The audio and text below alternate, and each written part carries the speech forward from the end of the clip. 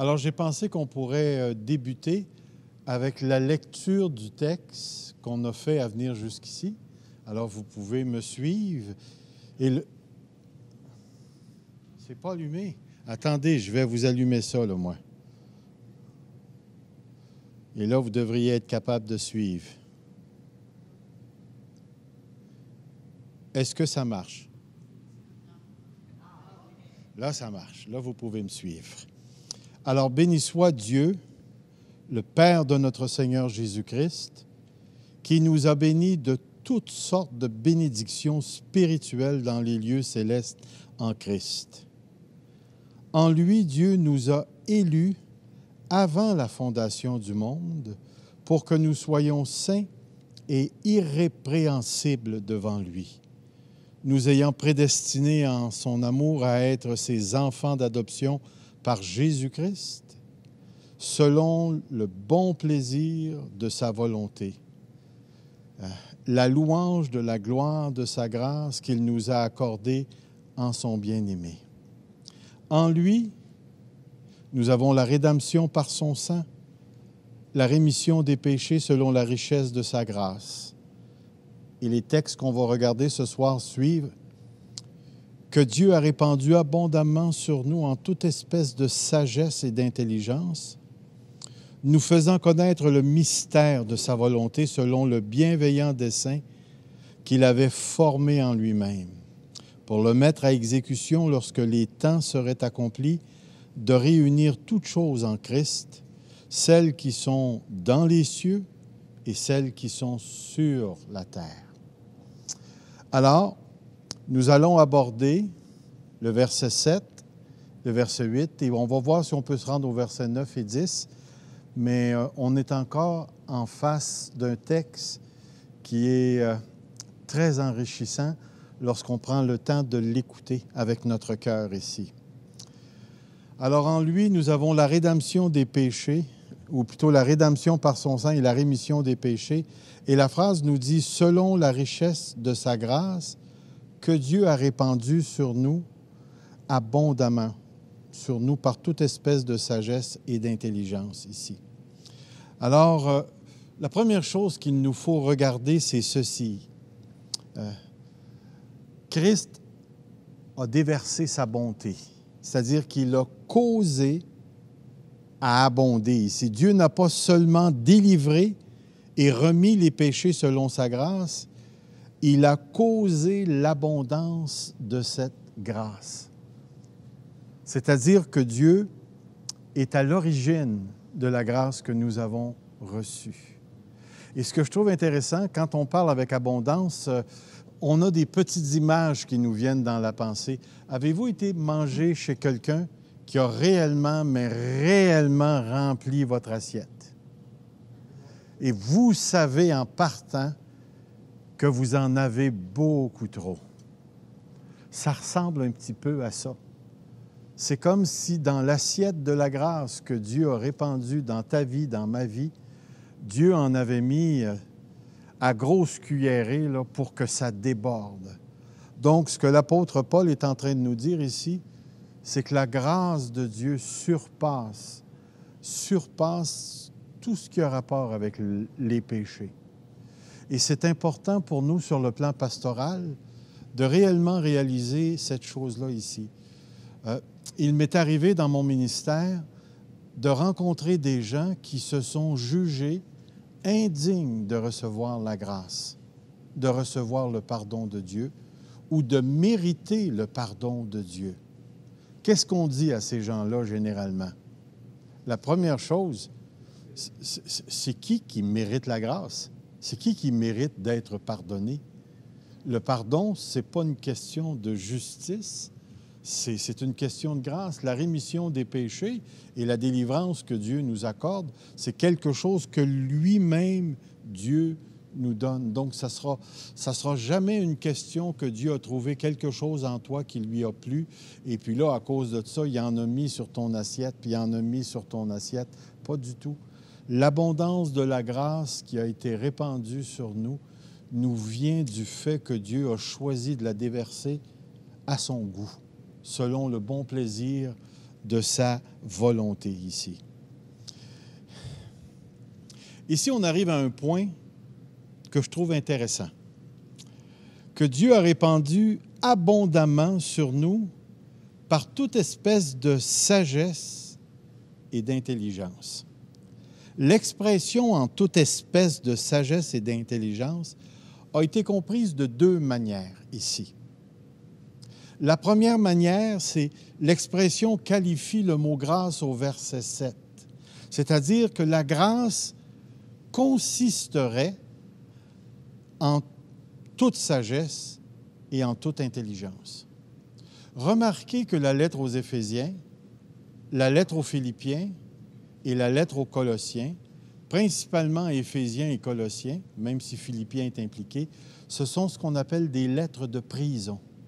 C'est-à-dire que Paul aurait écrit ces lettres-là lorsqu'il a été la première fois emprisonné à Rome. Alors, on retrouve des idées similaires. Et les notions d'intelligence et de sagesse, on les retrouve à la fois dans la lettre aux Colossiens, puis on les retrouve dans la lettre aux Éphésiens. Et c'est pourquoi la première, l'expression qualifie la grâce, c'est-à-dire, ou le pronom « que », vous savez, que Dieu a répandu, le « que » représente qu'est-ce qu'il a répandu, la grâce qu'il a répandue. En ce sens, l'intelligence et la sagesse décrivent la nature de la grâce répandue ici. Cette interprétation s'appuie sur les versets 1, 17 à 19, dont le but est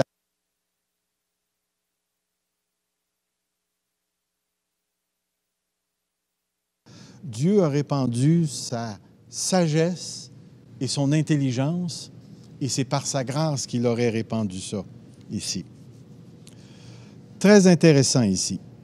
Remarquez encore une fois, je vais vous donner deux versions qui ont compris le texte dans cette orientation-là.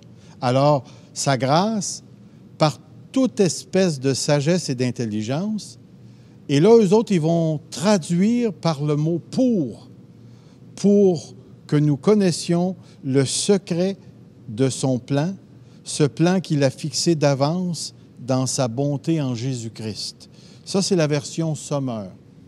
La version Filion, pour nous faire connaître le mystère de sa volonté selon son bon plaisir par lequel il s'était proposé en lui-même. Donc, on voit ici que la grâce et la sagesse sont données spécifiquement d'une manière abondante pour qu'on puisse connaître quelque chose. Pour qu'on puisse connaître quelque chose. Donc, au verset 7, il a répandu sa grâce en abondance, en toute sagesse et spirituelle, dans le but qu'on sache quelque chose. Deuxième interprétation, comme la phrase, vous vous rappelez qu'on avait parlé comme la phrase commence au verset 3 et finit au verset 14 et qu'il n'y a pas de coupure dans le texte. D'autres joignent l'expression en toute sagesse et d'intelligence au verbe du verset 9. Regardez ici, je l'ai fait avec la petite flèche. Toute espèce de sagesse et d'intelligence, Dieu nous faisant connaître. Encore une fois, la sagesse et l'intelligence dans le but de connaître. Mais à ce moment-là, ici, ça ne qualifierait pas la grâce. C'est-à-dire que la connaissance que Dieu donne est une connaissance qui a un rapport spécifique avec la sagesse et l'intelligence, ici. La sagesse et l'intelligence. Dans Éphésiens 1,9, nous faisant connaître le mystère de sa volonté, selon le bienveillant dessein qu'il avait formé en lui-même ici. Je vais vous montrer 3 versions qui vont dans cette orientation-là ici. À grâce, Jérusalem, il dit « Il nous a fait connaître le mystère. Par toute sagesse et intelligence, il nous a fait connaître. » Alors ici, le connaître est qualifié par le mot sagesse et intelligence. Dans la colombe, c'est marqué la même chose. Il nous a fait connaître le mystère. Puis dans la seconde 21, il nous a fait connaître le mystère de sa volonté.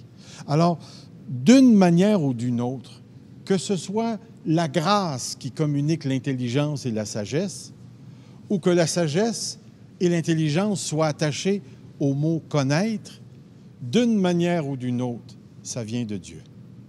Ça vient de Dieu. Je veux tout simplement le noter parce qu'il y a quelque chose ici qui est intéressant. D'une part, par sa grâce, Dieu nous a conduits à la connaissance de la rédemption et de la rémission des péchés. D'autre part, la sagesse et l'intelligence s'accordent bien avec l'idée du savoir, du mystère, du dessein bienveillant. Là, je dis pour ma part, cette deuxième interprétation semble proposer une meilleure compréhension du texte et une meilleure continuité dans le développement de la pensée.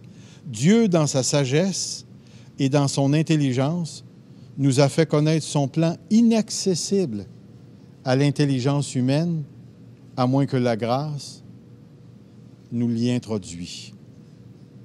Alors, il y a quelque chose d'intéressant, parce que regardez bien le déroulement de la pensée.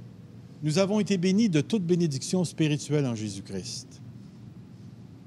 Ensuite, il va dire, on a été élus. On a été élus pour être irréprochables devant lui. Ensuite, il va dire, nous ayant prédestinés. Il nous a prédestinés à être ses enfants d'adoption. Et juste après, il va nous parler de la délivrance, de la rémission, de la rédemption des péchés. Et ensuite, ce qu'il va nous dire, c'est écoutez, tout ça, tout ce que vous avez reçu à venir jusqu'ici, fonctionne selon un plan, un dessein qui correspond à ce que la grâce a accompli en Jésus-Christ pour vous. Et là, il va nous introduire à ceci, nous faisant connaître le mystère de sa volonté selon le bienveillant dessein qu'il a formé en lui-même. Je souligne le mot important ici. Qu'est-ce que c'est qu'un mystère? Pardon? Incompréhensif. Ça ne se comprend pas. OK. Alors, on ne peut pas le connaître. Ah, mais là, c'est pas pareil, là. C'est intéressant. Donc, est-ce qu'un mystère, ça peut être connu? Est-ce que c'est un casse-tête? Quand vous entendez le mot mystère, vous entendez quoi? Mystérieux, oui. Regardez bien ici, parce que le mot tiens, je vais vous le lire. Le mot mystère apparaît plus de 27 fois dans le Nouveau Testament. C'est pas beaucoup, ça. 21 fois dans les écrits de Paul. Donc, c'est vraiment Paul qui se sert de ce mot-là ici, dans les lettres. Un mystère, c'est pas une intrigue, comme dans un roman policier dont on découvre progressivement la conclusion. Tu sais, ça commence, là, il y a comme un mystère qui est là, puis après ça, là, ça se développe, puis finalement, ils finissent par pogner le gars qui a fait telle affaire. Donc, le mystère en lui-même est problématique. Mais il va dire ceci. Un mystère est la révélation de ce qui était caché et inaccessible autrement. Remarquez, c'est un secret, mais qui est inaccessible. C'est l'idée de l'inaccessibilité qui est remise ici. Ce mystère se concentre sur le salut en Jésus-Christ, notre Seigneur. Donc, lorsque l'apôtre Paul utilise l'idée du mystère, c'est tout le temps en relation avec ce que Dieu est en train de faire en Jésus-Christ. Je vais vous mettre des textes devant vous. Dans Éphésiens 3, regardez le mot qui est utilisé avec l'idée du mystère. C'est par révélation que j'ai eu connaissance du mystère sur lequel je viens d'écrire en peu de mots. Et si vous regardez le contexte, le mystère dont l'apôtre Paul parle dans le chapitre 3 d'Éphésiens, c'est l'union entre les Juifs et les païens. Des deux, il a fait un seul homme. Et là, Paul dit, maintenant vous savez de quoi je parle ici. Dans 3.9, de mettre en lumière quelle est la dispensation du mystère. Puis regardez le mot « caché de tout temps ». caché de tout temps en Dieu qui a créé toutes choses. Dans Colossiens, le mystère caché de tout temps et dans tous les âges, mais révélé maintenant à ses saints. Donc, ce n'est pas une intrigue. Ce n'est pas quelque chose, une conclusion à laquelle tu vas arriver parce que tu fais une recherche. C'est caché, c'est inaccessible. Regardez dans d'autres textes. Le mystère caché de tout temps, dans tous les âges, mais révélé maintenant à ses saints, qui Dieu a voulu faire connaître quelle est la glorieuse richesse de ce mystère parmi les païens, savoir Christ en vous, l'espérance de la gloire. Donc, le mystère est en relation avec Christ. Il va dire, afin qu'il ait le cœur rempli de consolation et qu'il soit uni dans la charité ou l'amour, enrichi, puis remarquez le mot utilisé, pleine intelligence, pour connaître le mystère de Dieu, savoir Christ. Donc, chez Paul, le concept du mystère est toujours associé avec le déroulement du plan de Dieu en Jésus-Christ. Donc, on arrive à cette conclusion ici. Ça fonctionne. Amen. On arrive à cette conclusion que je viens d'oublier. C'est pas pire, ça. Non, je retrouve mes mots ici, là. J'ai un peu de vibrato dans mon micro. Ah, c'est comme ça, alors ça va quasiment mieux, pas de micro. OK, ça va. Yeah. Ce que je voulais dire ici, là, c'est que si vous connaissez Jésus-Christ, c'est que vous participez au mystère. Pensez bien à ça. Vous pouvez vous promener sur la rue, ici à Granby, rencontrer des gens et demandez-leur s'ils connaissent Jésus-Christ comme leur sauveur personnel, puis s'ils ont expérimenté le salut de Dieu. Vous pouvez leur demander, est-ce que vous savez que Dieu a déjà planifié la fin? Puis les gens vont vous regarder avec des gros yeux en vous disant, non. Si vous connaissez ça, c'est que vous avez reçu l'abondance de la grâce et que vous avez reçu l'abondance de sagesse et d'intelligence spirituelle qui nous permet à nous, les croyants, de connaître ce qui était caché de tous les âges et que Dieu a révélé à ses saints, à ses enfants. Alors, le simple fait d'avoir la connaissance du salut, de la vie éternelle, du pardon des péchés, c'est déjà la démonstration d'une très grande grâce, d'une abondance de grâce que Dieu nous a accordée. Parce qu'ici, on ne parle pas de n'importe quelle connaissance. Regardez ici. Ce qu'il ne faut pas oublier, c'est que le mystère contient cet élément d'inaccessibilité. Il transporte toujours l'obligation de la révélation. C'est-à-dire que si Dieu ne te le montre pas, tu ne le sauras jamais. Vous rappelez-vous du texte dans Deutéronome qui dit « Les choses cachées appartiennent à l'Éternel, mais les choses révélées appartiennent à l'homme ». C'est exactement l'idée ici. Alors, il va dire l'obligation de révélation lorsqu'il réfère au salut ou au plan qui s'y rattache. Donc, le simple fait que nous connaissions le salut et le plan eschatologique, c'est-à-dire ce qui va arriver à la fin, qui s'y rattache, est certes une manifestation de la grâce de Dieu. Alors, l'une des grandes bénédictions spirituelles à ne jamais négliger et surtout à ne jamais mépriser, c'est le fait que tu connais et que tu as expérimenté le salut de Dieu. Et que tu sais, avec la conviction du Saint-Esprit, que tu as la vie éternelle. Cette vie éternelle-là, elle n'est pas simplement vie, elle est connaissance. Ne peut oublier jamais que dans le Nouveau Testament, la connaissance, principalement chez l'apôtre Paul, c'est jamais juste un savoir intellectuel. Il y a toujours une dimension relationnelle à la connaissance de Dieu. C'est pourquoi les gens peuvent étudier la Bible sans être sauvés, être capables de faire l'exégèse des textes sans être sauvés, puis arriver à une bonne interprétation des textes sans être sauvés, mais il n'y a rien qui se passe dans leur vie parce que la connaissance de Dieu est toujours relationnelle et elle est aussi transformatrice. L'Esprit rend témoignage à mon esprit. Si je vous posais la question, là, savez-vous que vous avez la vie éternelle? Oui. Pourriez-vous répondre à cette question-là? Maintenant, là, essayez de ne pas le savoir.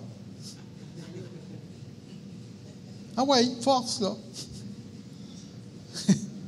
Ça ne s'efface pas. Ça s'est installé, ça s'est incrusté à l'intérieur de nous. Nous connaissons Dieu parce que nous avons été connus de Dieu. Alors, l'apôtre Paul, il met quelque chose de vraiment profond et de très précieux devant nous ce soir. Tu transportes en toi la connaissance de Dieu qui donne la vie. Et une connaissance qui te transforme comme par l'Esprit,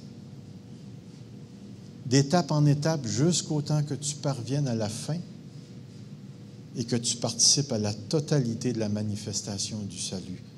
Alors, lorsque Paul parle du mystère caché, ce mystère-là, il est encore caché pour plusieurs. Quand vous lirez la première lettre aux Corinthiens, vous allez voir que ce qui était caché a été révélé, mais que Dieu tient caché encore en face des orgueilleux, de ceux qui ne veulent pas marcher avec lui ici. Alors, c'est pour ça qu'ici, j'ai mis peut-être un petit peu plus en évidence la notion du connaître ici. Il va dire de faire connaître sous-entend la présence d'une dynamique appelée l'histoire du salut. Dieu nous a fait connaître. Plus particulièrement, la présence d'une dimension personnelle nous a fait connaître. C'est spécifiquement à la communauté chrétienne que Dieu a révélé ce mystère. Ce n'est pas à tout le monde que c'est révélé. Alors, c'est pour ça que les gens peuvent te parler du bon Dieu ou du petit Jésus, mais ils ne comprennent réellement pas ce qu'ils disent ici. Ici, il y a une expression qui est très intéressante. Dieu nous a fait connaître, sous-entend la présence d'une dynamique appelée l'histoire du salut. Lorsqu'on rattache le mot « histoire » au mot « salut », on arrive à ceci. L'expression « histoire du salut » présuppose l'intervention calculée de Dieu dans l'histoire temporelle. Prenez le temps d'absorber cette phrase-là. L'intervention de Dieu dans l'histoire temporelle, l'histoire qu'on vit présentement dans le temps et dans l'espace. Je suis certain que vous pourrez nommer des interventions de Dieu qui ont réellement un impact et que vous pouvez relier à d'autres histoires. Dieu a fait la promesse d'écraser la tête du serpent par la descendance de la femme. Quel est un autre événement marquant qui vient après ça? Le déluge. Et le déluge représente quoi? Le jugement dernier. C'est un type du jugement dernier. Qu'est-ce qu'il va faire après le déluge? On s'en va vers quoi après le déluge? On s'en va vers la personne d'Abraham. Et qu'est-ce que Dieu va faire dans l'histoire? Abraham va devenir la bénédiction pour toutes les nations. Et là, il va y avoir une descendance qui va se créer à partir d'Abraham. Et là, si tu t'en vas, tu vas voir qu'à un autre moment donné, Dieu va choisir la tribu de Juda. Et à un moment donné, dans la tribu de Juda, tu vas avoir un autre grand événement. Dieu va faire une promesse à David. Il va dire, je te promets de faire asseoir sur ton trône un descendant qui va régner éternellement. Et là, tu t'en vas.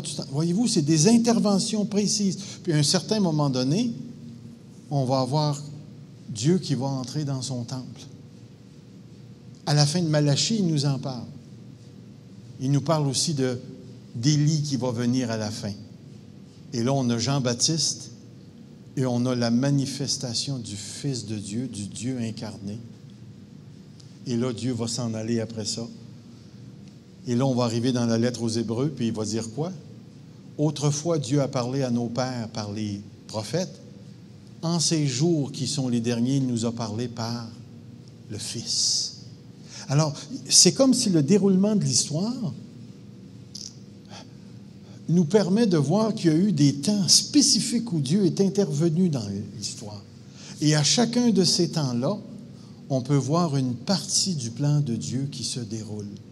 Donc, c'est pour ça, ici, on parle d'une forme de déterminisme. C'est-à-dire que, pour nous, les croyants, nous retrouvons une forme de déterminisme dans le déroulement de l'histoire, puisqu'elle se déroule,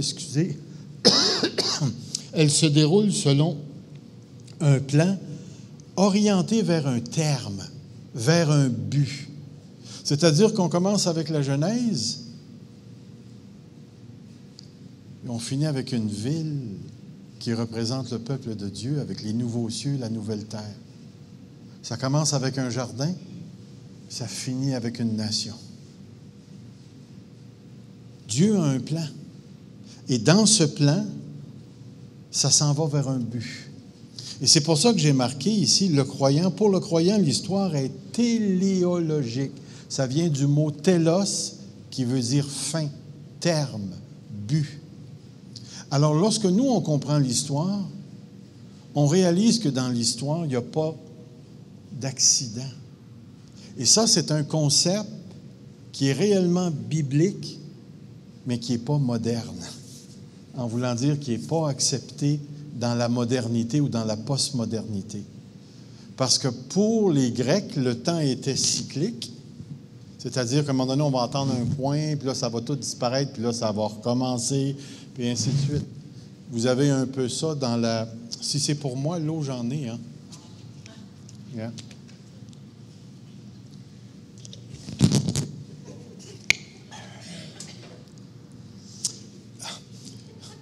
Mais pour la plupart des gens, le temps s'en va, puis on ne sait pas où ça s'en va. Pour nous, les chrétiens, notre espérance nous indique qu'on s'en va vers une fin bien heureuse pour nous autres. Et on va le voir tout à l'heure. Une des choses qui est intéressante, c'est que le mot mystère, il est propagé par la prédication de l'Évangile et l'enseignement de la parole de Dieu qui révèle ce mystère. Regardez des textes que je place devant vous ce soir. Pour moi, frères, lorsque je suis allé chez vous, ce n'est pas avec la supériorité de langage ou de sagesse que je suis allé vous annoncer, puis remarquez les termes, le témoignage de Dieu. Nous prêchons la sagesse de Dieu, puis le mot mystérieuse et cachée, que Dieu, avant les siècles, avait destiné pour notre gloire. Dans un autre texte, ainsi qu'on nous regarde comme des serviteurs de Christ, des dispensateurs des mystères de Dieu. Dans un autre texte, moi qui suis le moindre de tous les saints, cette grâce m'a été donnée d'annoncer aux païens les richesses incompréhensibles de Christ et de mettre en lumière quelle est la dispensation du mystère caché de tout temps en Dieu qui a créé toutes choses. Dans le chapitre 6, priez pour moi afin qu'il me soit donné, quand j'ouvre la bouche, de faire connaître, on retrouve encore le mot connaître, hardiment et librement le mystère de l'Évangile. Donc, on se rend compte que le mystère caché de tous les temps est réellement associé avec le plan du salut qui se réalise à travers l'histoire. Et nous vivons à une époque où notre connaissance du mystère de Dieu est plus grande que celle de Moïse ou d'Abraham. Parce que nous récoltons tout ce qui est arrivé, tout ce que ces gens-là ont eu, et nous, on fait partie de la, je ne sais pas si je peux dire l'expression, on fait partie de la dernière batch. Ce qui s'en vient pour nous, là, c'est les nouveaux cieux, la nouvelle terre, la résurrection. C'est ce qui s'en vient pour nous. Et c'est ce qu'on attend, le retour de Jésus-Christ. Et c'est pour ça que dans le texte, l'avènement de Jésus-Christ ne sera pas un avènement caché. Ça va être un événement glorieux. Et tout le monde va le voir. Et là, il va envoyer ses anges. Et, ça va être quelque chose d'historique et de temporel. Ça va réellement arriver dans l'histoire. Ce qui veut dire que l'Église en général et l'Église locale ne doivent jamais compromettre leur raison d'être à ce niveau. Nous participons tous, de près ou de loin, à l'expansion de la connaissance du mystère de Dieu par l'annonce, la prédication de la bonne nouvelle du salut de Dieu en Jésus-Christ notre Seigneur. Quand vous évangélisez, quand vous témoignez, vous êtes des outils de révélation du mystère de Jésus-Christ. On est des dispensateurs du mystère caché de tout temps. Et si vous vous rappelez de votre conversion, rappelez-vous quand le message a frappé votre oreille, ce qui s'est passé à ce moment-là. Il s'est passé quelque chose à l'intérieur de vous. Vous avez reçu la vie éternelle, suivant la repentance, suivant la régénération et ainsi de suite, la justification, la sanctification que Dieu nous a donnée lorsqu'on a reçu par la foi la bonne nouvelle du salut en Jésus-Christ notre Seigneur. Donc, ça devient important. C'est vraiment une bénédiction que nous avons reçue lorsque Paul nous dit « Béni soit le Père de Jésus-Christ notre Seigneur, qui nous a bénis de toute bénédiction spirituelle. » Ça en fait vraiment partie. La chose que l'Église ne doit jamais perdre, c'est la sensibilité au message prêché. Avez-vous déjà rencontré des enfants de Dieu qui se foutent de la perdition des perdus? Ils sont tellement méchants qu'ils méritent l'enfer, puis je ne veux rien savoir, je ne leur parlerai même pas. Il ne faut jamais, jamais tomber dans ce piège-là. À cause de ce qui nous a été donné, nous devons donner le message. Il ne faut jamais que notre Église perde le sens de sa mission ici. Ça va venir jusqu'ici? Commentaires, pensées ou pas pensées? Ça va? Les deux phrases qui suivent qualifient l'action de Dieu en nous faisant connaître le mystère. C'est-à-dire, les deux phrases qui vont venir vont qualifier, définir le connaître. Et la troisième phrase qu'on va voir va nous révéler ce qui est connu. Ce qui est connu. Regardez bien le texte. Okay, je vais faire ça ici. Voyons, come on. Bon. Nous faisant connaître le mystère de sa volonté, première phrase, selon le bienveillant dessein qu'il a formé en lui-même. Deuxième phrase, pour le mettre à exécution quand les temps seraient accomplis. Troisième phrase, voici le mystère, de réunir toutes choses en Christ, celles qui sont dans les cieux et celles qui sont sur la terre. Donc, nous avons ceci. Nous avons ceci. Les deux phrases que vous voyez avec la petite ligne qualifient l'action de Dieu. Nous faisant connaître. Connaître selon son plan, puis nous faisant connaître en le mettant à exécution ici. Puis vous avez la dernière phrase qui décrit la nature du mystère ici dont l'apôtre Paul parle ici. Ça va? Le mystère est le fruit de la volonté de Dieu. C'est-à-dire de la même manière que l'élection, la prédestination, et là j'aurais peut-être dû mettre le verbe au pluriel, relève de la volonté de Dieu, la révélation du mystère dont parle Paul relève de la volonté divine. Donc, c'est la volonté de Dieu. La volonté de Dieu. ici. La grande majorité des commentateurs ont noté la correspondance entre le verset 5 et le verset 9. Le verset 5 dit « Dieu trouve son plaisir dans l'adoption selon le bon plaisir de sa volonté ». Puis au verset 9, « Dieu trouve son plaisir ». Est-ce que j'ai marqué le même verset? Ben oui, j'ai fait une erreur. Je vais vous le donner ici à place. « Nous ayant prédestinés dans son amour à être des enfants d'adoption par Jésus-Christ selon le bon plaisir, nous faisant connaître le mystère de sa volonté selon le bienveillant dessein. » Et ce qui est intéressant, c'est que le bon plaisir et le bienveillant dessein, c'est le même mot en grec. Parce que ça ne se dit pas bien en français, le bon plaisir de son dessein. Mais dans le grec, c'est le même mot. Et vous savez ce que ça veut dire? Bon plaisir, c'est-à-dire que Dieu a trouvé une grande joie à nous prédestiner, et il a eu une grande joie à planifier le salut. C'est intéressant, parce qu'il peut arriver que dans certains bouquins de théologie, vous allez rencontrer ce qu'on appelle l'impassibilité de Dieu. Dieu est impassible. Dieu n'a pas d'émotion. Vous savez pourquoi?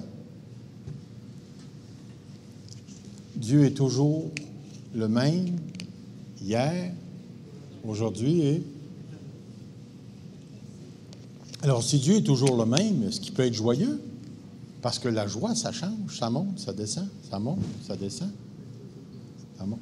Donc, c'est comme si on nous présentait une version grecque du Dieu d'Aristote. Aristote disait, ça prend un premier moteur, parce que tu ne peux pas toujours régresser en allant par en arrière d'une manière à l'infini.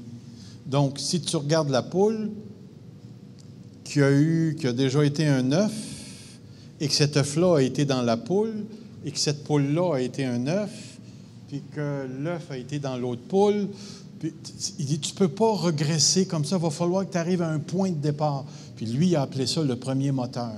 Et il y a toute une théologie qui a été adoptée par le christianisme, malheureusement, où on a tenté de définir Dieu à la grecque et de dire, si Dieu est le premier moteur, Dieu ne bouge pas. Parce qu'après Dieu, en allant vers l'autre côté, il n'y a personne. Donc, il fallait que Dieu soit là. Puis le premier moteur ne change pas, donc Dieu est impassible. Dieu ne vit pas d'émotion. Mon ami, ça l'affecte beaucoup. Hein? Alors que tu souffres ou que tu ne souffres pas, Dieu ne ressent rien à ton égard. Mais il t'aime. Pardon? Ça donne des émotions à toi, en tout cas. Exactement. C'est des termes très émotionnels. Yeah. Alors, ce que j'aime ici, là, c'est de savoir que mon Dieu a eu de la joie à me sauver. J'ai fait partie de son plan. Il avait déjà posé un geste à mon égard avant la fondation du monde. Il savait que Serge Pinard s'en viendrait en 1957. Le 4 janvier, puis je ne me rappelle plus de l'heure où je suis venu au monde, mais il savait que ce gars-là arriverait sur la scène historique, puis il se l'était déjà destiné. La même chose avec toi, la même chose avec nous. Et Dieu a trouvé ça le fun de me prédestiner. Wow! Moi, ça me fait un petit velours. Ça me fait un petit velours.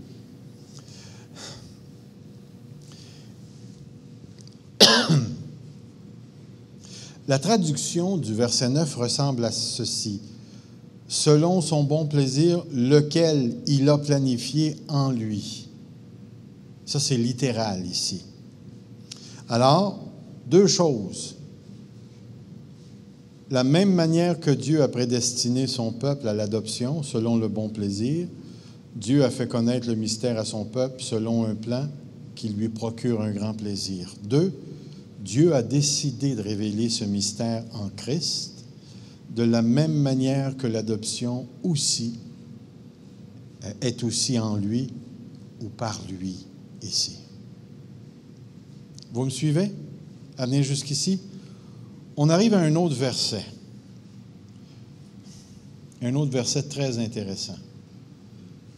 Dieu avait un dessein, un plan. Un plan.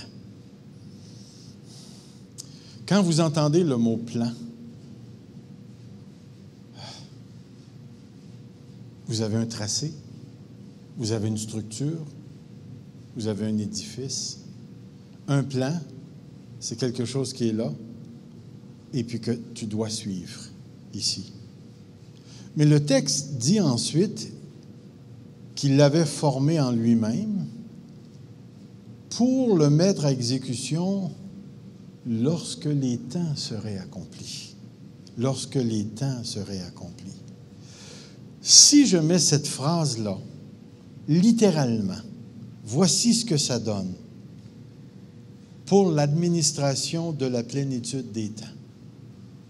Ça, c'est une traduction littérale du grec. Ça vous dit-tu quelque chose? L'administration de la plénitude des temps. Ici. Regardez les versions. 3 versions ici. Pour conduire les temps vers leur accomplissement selon ce plan. Selon ce plan. Ça, c'est la Semeur. Il y a une version qu'on ne connaît pas, nous, qui s'appelle la Neufchâtel, pour l'exécuter dans l'économie de l'accomplissement des temps. Et vous avez la version Martin, qui est une version de 1744, qui dit « afin que dans l'accomplissement des temps qu'il avait réglés ». Ce n'est pas une phrase facile à comprendre pour nous, ici. Mais si vous regardez, vous avez 2 fois le mot « pour » au début, puis vous avez le mot « afin que ». Le mot « pour » et le mot « afin que » nous parlent de but. C'est-à-dire qu'il nous a fait connaître le mystère de sa volonté,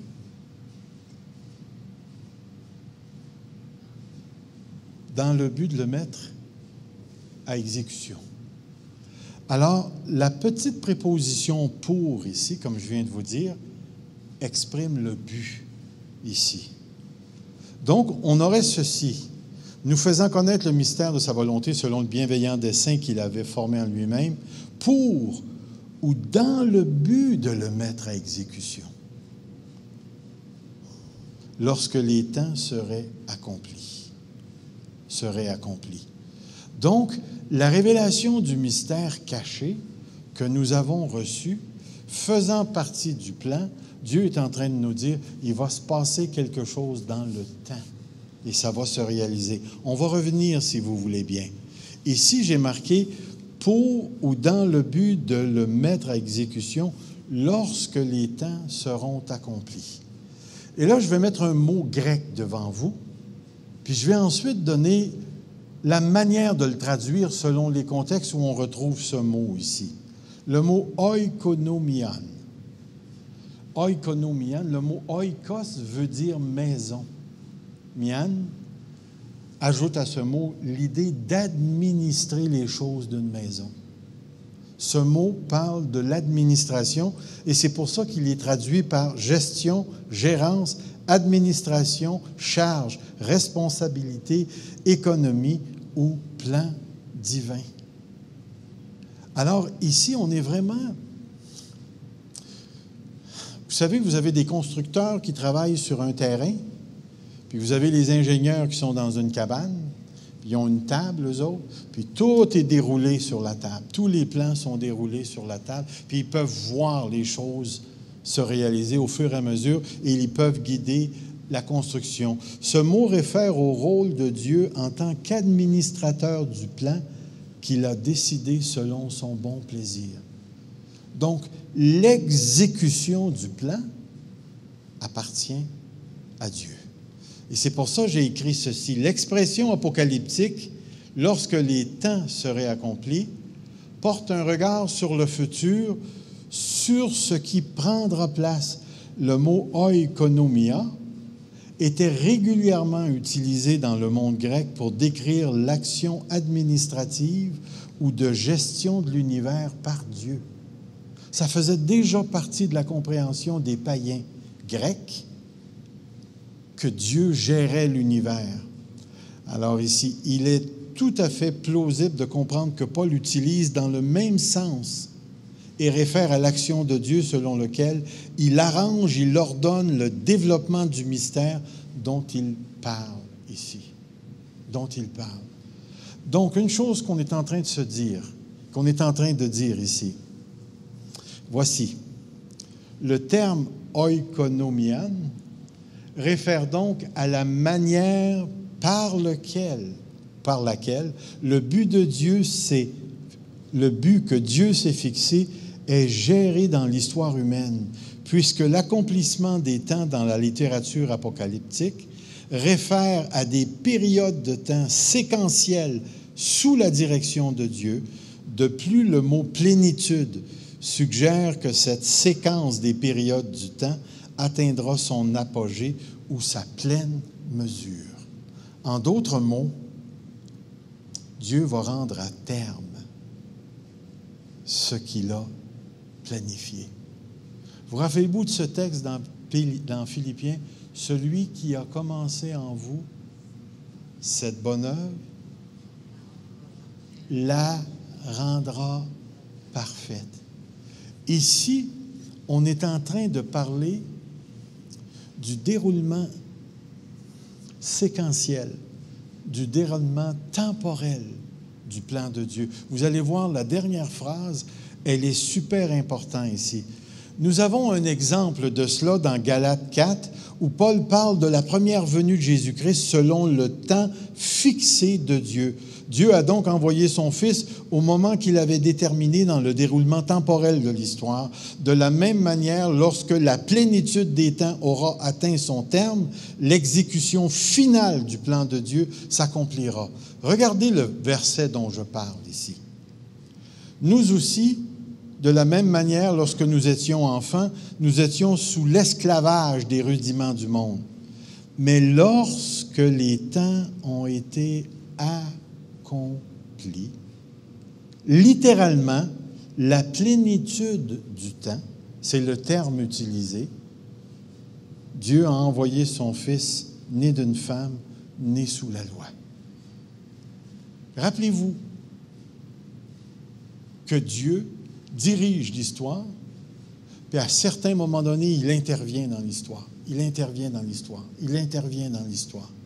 Jésus-Christ, sa première venue, il nous est dit que c'était selon la plénitude du temps. Que Jésus-Christ n'est pas arrivé par hasard sur l'histoire ou dans l'histoire. C'était le moment précis que Dieu avait planifié où Jésus s'est incarné dans l'histoire, a pris sa place dans l'histoire pour nous sauver ici. Donc, Dieu a un plan. La description, maintenant, du mystère révélé. Voici. Pour ou dans le but de le mettre à exécution lorsque les temps seraient accomplis. Et quel était ce plan-là? Ou quel est encore ce plan? De réunir toutes choses en Christ, celles qui sont dans les cieux et celles qui sont sur la terre. Celles qui sont sur la terre. Quel est le plan de Dieu? C'est de tout mettre sous Jésus-Christ. Puis ici, j'ai traduit les textes pour que vous puissiez voir littéralement ce que le texte dit. Ça ne sonne pas bien, mais ça a l'air de ça ici. Vous avez ce qu'on appelle un infinitif, un verbe en ER, aimer, manger, et ainsi de suite. Il va dire récapituler, résumer, synthétiser. C'est ce que le mot veut dire. Toute chose dans le Christ, tout dans les cieux et tout sur la terre en lui. C'est comme ça que la phrase sonne dans le grec. Regardez comment certaines versions l'ont traduit.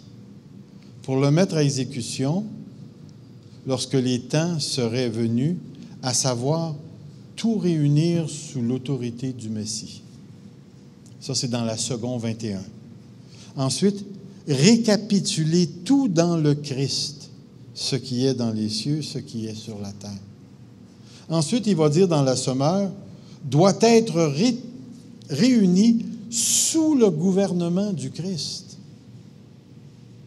Vous voyez que l'idée ici qui est transportée, tout réunir sous l'autorité, de tout récapituler sous Jésus-Christ, de tout ramener à Christ, de tout réunir sous la gouvernance, fait rapport à une gestion de l'autorité, du gouvernement, de la gouvernance. Alors, ce que Dieu est en train de nous dire, c'est que dans sa grâce, Dieu nous a fait connaître un mystère. C'est quoi ce mystère-là? C'est que Dieu veut tout ramener sous la tutelle de Jésus-Christ. Regardez deux autres versions. De réunir en un toute chose dans le Christ.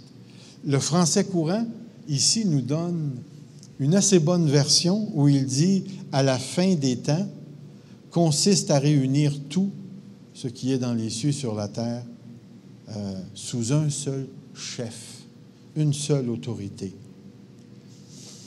Le mot « réunir », synthétiser, plutôt non, ouais, synthèse, synthétiser ou récapituler, regardez ici, c'est ce mot-là. Je l'ai traduit, je l'ai translaté littéralement, anakephalaiosaïtai, réfère à l'acte de tout ramener au même point, c'est-à-dire à la conclusion principale. Donc, de résumer, de synthétiser, de récapituler, c'est comme si l'enseignant disait « Je vais vous résumer tout ce dont nous avons parlé ce soir en une seule phrase. Je prends tout, puis je vous mets ça dans une phrase. Voici. Si vous repartez avec cette phrase-là, vous avez compris l'enseignement. J'ai récapitulé le tout en une phrase. Et ce qui est intéressant, c'est qu'on retrouve ce mot-là aussi dans la lettre aux Hébreux, à un point capital dans la lettre aux Hébreux. Regardez ici. Vous avez le mot « kephalaio », puis vous avez en bas « kephalaion ». En haut, vous avez un, comment est-ce qu'on appelle ça au début d'un mot? Un préfixe, puis vous avez un suffixe. Si vous enlevez le préfixe, puis vous enlevez le suffixe, vous allez avoir le mot « centre » au centre. Et vous regardez que c'est le même mot ici. Puis quand vous regardez le verset principal ici, il va dire « Le point capital de ce qui vient d'être dit, c'est que nous avons un tel sacrificateur qui est assis à la droite du trône de la majesté divine dans les cieux. » Alors, vous savez qu'avant, il a parlé du sacrificateur, Melchizedek, Aaron, et ainsi de suite. Puis il va dire, OK, maintenant, je vous résume tout ça. Je vous résume tout ça. On a un tel sacrificateur assis dans les cieux. Et lorsqu'il parle du plan de Dieu, il est en train de dire, voici le plan. C'est de tout ramener sous l'autorité de Christ. Donc, le mystère dont parle l'apôtre consiste en ce que Dieu administre ou gère le temps et l'histoire de telle manière qu'au moment fixé de l'histoire, tout le cosmos sera sans exception réuni sous l'autorité du Christ. Pourquoi pensez-vous que Dieu nous a sauvés? Pour nous ramener sous l'autorité du Christ, pour qu'on règne avec lui et qu'on participe à la fin des temps. Je ne sais pas si vous vous rappelez de ce texte qui nous dit Jésus s'étant approché, leur dit « Tout pouvoir m'a été donné dans les cieux et sur la terre. » Notre Seigneur Jésus-Christ a tous les pouvoirs. Mais regardez, lorsqu'on ajoute la lettre aux Hébreux, ce que ça donne. Tu as mis toutes choses sous ses pieds. En effet, en lui soumettant toutes choses, Dieu n'a rien laissé qui ne lui fût soumis. Cependant, regardez ce qu'il dit ensuite. Nous ne voyons pas encore maintenant que toutes choses lui sont soumises. Ça veut dire que le temps n'a pas encore été complété. Christ règne, il a toute l'autorité, mais dans l'histoire, on n'est pas encore arrivé à la fin. Alors nous, on ne voit pas que toutes choses lui ont été soumises. Mais pourtant, il va le dire.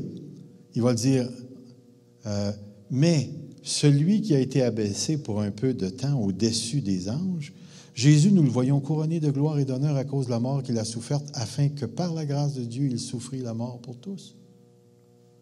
Il a ramené ça à Matthieu. C'est après sa crucifixion et sa résurrection que Christ dit aux apôtres, « Tout pouvoir m'a été donné. » Puis qu'est-ce qu'il leur dit après ça? « Allez et faites de toutes les nations des disciples. Enseignez-leur, les baptisant, et ainsi de suite. » La mission de l'Église vient de commencer. Elle vient de commencer. Et cette mission de l'Église participe au développement du plan que Dieu s'est fixé en lui-même avant la fondation des temps. Christ règne, nous sommes, nous, dans le royaume de Dieu, dans le règne de Dieu, mais le règne de Dieu, présentement, n'englobe pas tout. Regardez ici. Je vais mettre un texte devant vous qu'on va lire. Il est un petit peu long, mais on va prendre le temps de le lire. Ça parle de la résurrection. Mais maintenant, Christ est ressuscité des morts. Il est les prémices de ceux qui sont morts. Car puisque la mort est venue par un homme, c'est aussi par un homme qu'est venue la résurrection des morts. Et comme tous meurent en Adam, de même tous revivront en Christ. Mais chacun à son rang, Christ comme prémisse, puis ceux qui appartiennent à Christ lors de son avènement. Ensuite viendra la fin, quand il remettra le royaume à celui qui est Dieu et Père, après avoir détruit toute domination, toute autorité et toute puissance. Car il faut qu'il règne jusqu'à ce qu'il ait mis tous ses ennemis sous ses pieds. Voyez-vous, tu as le règne et tu as le déroulement de l'histoire, où ça s'en va de plus en plus, où les ennemis de Dieu sont soumis. Le dernier ennemi qui sera détruit, c'est la mort. Dieu, en effet, a tout mis sous ses pieds. Mais lorsqu'il dit que tout lui a été soumis, il est évident que celui qui lui a soumis toute chose est accepté, c'est certain. Hein? Celui qui soumet toute chose à quelqu'un d'autre, lui-même n'est pas soumis à l'autre. Ici, c'est ce qu'il est en train de dire. Et lorsque toutes choses lui auront été soumises, alors le Fils lui-même sera soumis à celui qui lui a soumis toutes choses, afin que Dieu soit tout en tous. Tout ramené sous la chefferie de Jésus-Christ. Et ça nous donne quelque chose de semblable à ça ici. Tous les problèmes raciaux de la nature de la société, les gouvernementaux, médicaux, infirmités, santé mentale, péchés moraux, angéliques ou mortalité, blablabla, puis blablabla, puis blablabla, seront complètement éliminés. Et c'est pourquoi il va dire ici, Jésus leur répondit, « Je vous le dis en vérité, quand le Fils d'un homme au renouvellement de toutes choses, sera assis sur le trône de sa gloire. Vous qui m'avez suivi, vous serez de même assis sur 12 trônes et vous jugerez les 12 tribus d'Israël. » S'il y a des erreurs ici, là, c'est que mon programme, quand il transfère les versets, il me donne des fautes. Mais c'est tellement important ici. Pourquoi? Parce que dans la lettre, on retrouve encore ceci. Le dernier ennemi qui sera détruit, c'est la mort. Et comment est-ce qu'il va détruire la mort? Par la résurrection. Par la résurrection de tous ses enfants, de tout son peuple. Lorsque ce corps corruptible aura vêtu l'incorruptibilité, que ce corps mortel aura revêtu l'immortalité, alors s'accomplira la parole qui est écrite. La mort a été engloutie dans la victoire. Ô mort, où est ta victoire? Ô mort, où est ton aiguillon? L'aiguillon de la mort, c'est le péché, et la puissance du péché, c'est la grâce. Mais grâce soit rendue à Dieu qui nous donne la victoire par notre Seigneur Jésus-Christ. Cette victoire-là, on l'a, mais nous ne voyons pas encore que tout lui est soumis. Mais il a reçu tout pouvoir dans les cieux et sur la terre. Et le mystère dont Dieu nous parle dans sa grâce, c'est qu'il nous a révélé que Dieu a un plan et que ce plan-là va ramener au moment choisi par Dieu tout ce qui est dans les cieux, les anges et tout ce qui habite le ciel et tout ce qui habite la terre va être ramené sous un seul chef. Vous savez que nous, présentement, on vit dans une démocratie. Vous savez ce que c'est qu'une démocratie? On élit le gouvernement. Vous savez ce que c'est qu'une théocratie? C'est un roi qui dirige tout. Il est la loi. Nous, présentement, on est dans une démocratie qui nous apporte beaucoup de bien et de droits et de liberté. Ça n'a pas toujours été comme ça. Mais quand on va vivre l'autre côté et qu'on va atteindre la fin, on va avoir le roi des rois. On va régner avec lui. Mais on va avoir une théocratie. On va avoir un Dieu qui règne. Et tout le peuple de Dieu avec lui va vivre dans ce règne. Et ça va être quelque chose de merveilleux. De merveilleux. Alors, l'une des grandes bénédictions ce soir que j'aimerais que vous puissiez apporter avec vous, c'est que vous faites partie d'un plan qui est géré par Dieu et qu'il n'y a pas d'accident de parcours dans ce plan-là. Dieu va réaliser sa volonté parfaite. Et même si aujourd'hui vous ne voyez pas encore que toutes choses lui ont été soumises, parce que, écoutez, là, ils vont nous passer des lois sur le pot. Ils veulent, dans le journal ce matin, ils nous disaient qu'ils veulent enlever le terme « monsieur » et « madame » dans le journal, afin qu'on ne soit plus identifié comme masculin ou féminin. Ce n'est pas des farces où est-ce qu'on s'en va, là. Mais ce qu'eux autres ne savent pas, c'est que nous, on sait où est-ce qu'on s'en va. Et là où on s'en va, ça va être en parfaite harmonie avec le caractère de Dieu. Et ça va avoir des effets autant matériels, psychologiques, spirituels, cosmologiques, parce que Christ va avoir ramené toute la réalité sous sa chefferie. Et nous, on va vivre la plénitude, c'est-à-dire Dieu devient tout en tous. Je vous le dis, moi, ça donne le goût d'y aller. Partez pas trop vite, là, par exemple, là. Mais on est vraiment bénis. J'espère que le texte vous offre ce discours, que vous allez vous coucher tranquille à soir, que tu dors, que tu ne dormes pas, que ton corps te fasse mal ou pas, que tu aies des problèmes de santé ou pas. Décourage-toi pas.